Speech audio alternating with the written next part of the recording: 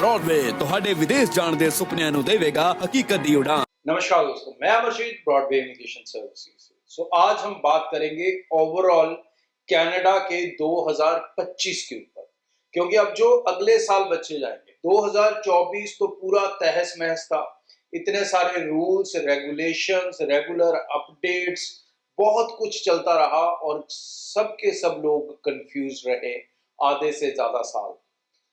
Agent भी confuse रहे, बच्चे भी कंफ्यूज रहे, पेरेंट्स भी कंफ्यूज रहे, कॉलेजेस, यूनिवर्सिटीज तक कंफ्यूज रही कि आने वाला फ्यूचर क्या है।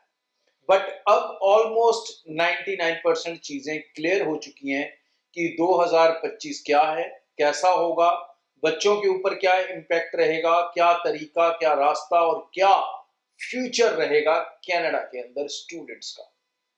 तो सबसे बड़ी बात, एक इंपॉर्टेंट पहले मैं बात कर लूं, बहुत सारा वीडियोस चल रहे हैं 50 लाख स्टूडेंट का वीजा एक्सपायर हो रहा है 2025 में, वो वापस आएंगे, उनको डिपोर्ट किया जाएगा। तो मैं बता दूं इन शॉर्ट, मैं इस पे वीडियो नहीं बनाना चाहता।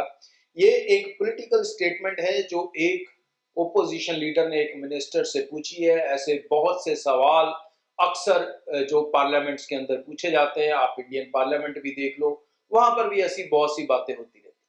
बट इनका मतलब ये नहीं है कि ऐसा कुछ हो रहा है। तो कनाडा से ना तो कोई 50 लाख वापस आ रहे हैं और ना कुछ हो रहा है। ये सब जो वीजा एक्सपायर हो रहे हैं, ये डेफिनेटली वीजा एक्सटेंड होंगे। कोई उसमें से स्टूडेंट है तो वो पोस्ट स्टडी वर्क वीजा लेगा, कोई पोस्ट स्टडी वर्क वीजा पे है तो वो पीआर लेगा, कोई पीआर के पॉइंट पूरे कर रहा है तो उसकी पीआर आने वाली है, कोई वर्क परमिट पे, अलग अलग कैटेगरीज, कोई बिजनेसमैन है, कोई कुछ है। तो भाई ऐसी कोई भी सिचुएशन नहीं है कि जहां कनाडा किसी को डिपोर्ट करेगा। इससे पहले 70,000 का भी शोर डल के हट गया, एक बच्चा डिपोर्ट नहीं हुआ। ये 50 लाख में से तो चांस ही नहीं है कोई डिपोर्ट हो जाए।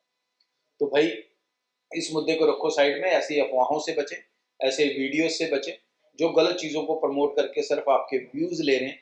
नॉलेज, इंफॉर्मेशन इसके अंदर कुछ काम की। तो 2025 अब कनाडा में स्टूडेंट्स का क्या फ्यूचर है, क्या पॉसिबिलिटीज हैं और क्या उनका जाना ओवरऑल फायदे का सौदा है या नहीं।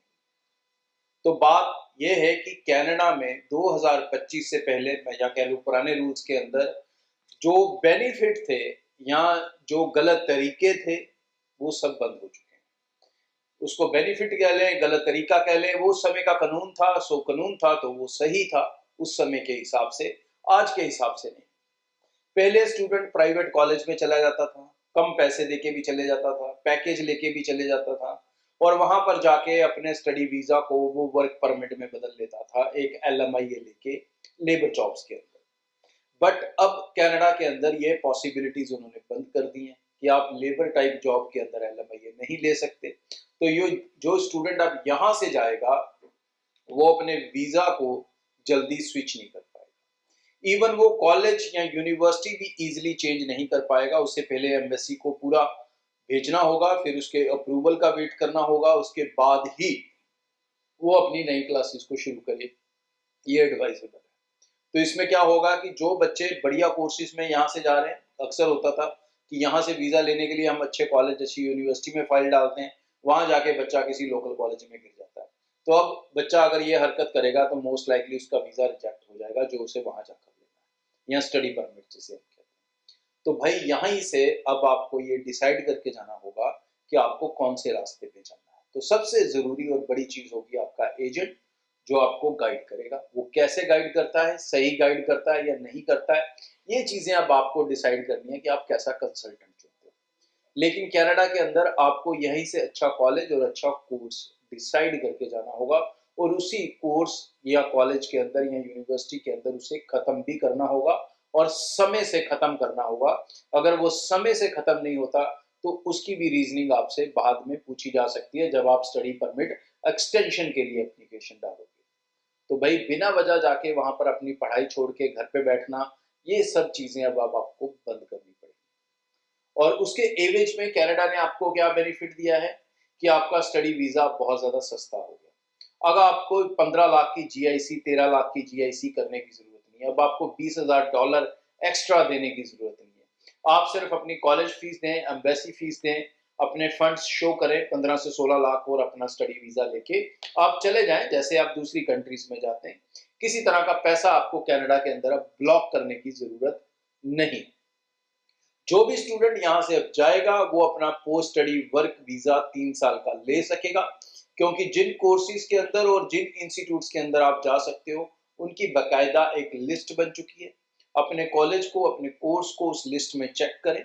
अगर आपका कोर्स उसमें एग्जिस्ट करता है तो ही जाएं, अगर नहीं एग्जिस्ट कर रहा तो किसी भी एजेंट की कोई भी सलाह के ऊपर, कोई भी गारंटी के ऊपर ऐसा कदम ना उठाएं जिसका बाद में आपको भारी नुकसान हो। कनाडा के अंदर पीआर का रास्ता स्टूडेंट्स के लिए बहुत क्लियर हो चुका है। पहले सब स्टूडेंट एक ही पीआर कैटेगरी के अंदर अप्लाई करते थे, अब उनके सेक्शंस बन चुके हैं। हेल्थ केयर वालों को अलग से उनके नंबर्स निकलेंगे, स्टेम स्टूडेंट्स के अलग से निकलेंगे, अदर जर्नल्स के अलग से निकलेंगे। इस तरह से हर स्टूडेंट को ज्यादा मौका मिलेगा अपनी सेटलमेंट लेने का। जितना ज्यादा स्टूडेंट अच्छे कोर्स, अच्छे एजुकेशन में जा रहा है, उतनी ज्यादा प्रोबेबिलिटी ऑफ गेटिंग वीजा उसकी हायर साइड रहेगी। स्पाउस वीजा को लेके बहुत सारे, आप भी जानते हैं, फ्रॉड्स होते थे, डील्स होती थी, फेक मैरिजेस होती थी, जो वहां पर जाके डिवोर्स इश्यूज बनते थे। अब उसे लेके कनाडा डेफिनेटली स्ट्रिक्ट हुआ है। तो अब आप मास्टर्स डिग्री प्रोग्राम में जा रहे हैं तो अपने स्पाउस को लेके जा सकते हैं, या आप कुछ सिलेक्टेड लिस्टेड ग्रेजुएशन प्रोग्राम में जा रहे हैं तो अपने स्पाउस को लेके जा सकते हैं। मतलब हर कोई अपने स्पाउस को लेके कनाडा में नहीं जा सकता, लेकिन एक बात पक्की है कि जा जरूर सकता है। और खासकर जितने भी ग्रेजुएट हैं वो सब अपनी फैमिलीज के साथ कनाडा जा सकते हैं विद स्पाउस। अब कनाडा के लिए आपको 10, 15, 20 लाख का बजट सोचने की जरूरत नहीं है। आप कॉलेजेस, यूनिवर्सिटीज के अंदर इवन 6 मंथ की फीस देकर भी जा सकते हैं। मतलब कनाडा का बजट अगर आप छोटे से छोटा करना चाहें तो 6 से 7 लाख तक भी सिमट सकता है, और अगर पूरे साल की फीस देकर भी जाएंगे तो भी 10-11 लाख से ऊपर नहीं जाने वाला है।